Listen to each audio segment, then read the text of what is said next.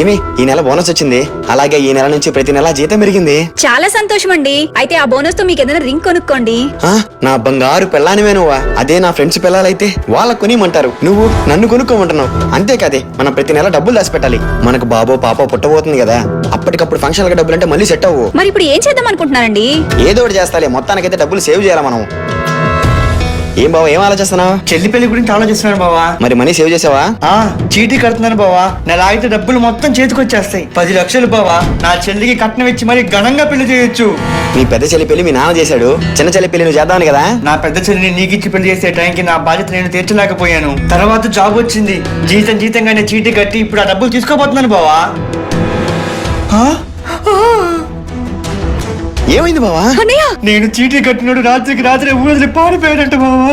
ఎవరికి పడితే వాళ్ళకి చీటీ కట్టి మీ ఆశల కోసం పెట్టుబడిగా పెట్టిన సంపదని సమయాన్ని కోల్పోకండి. జాగ్రత్త.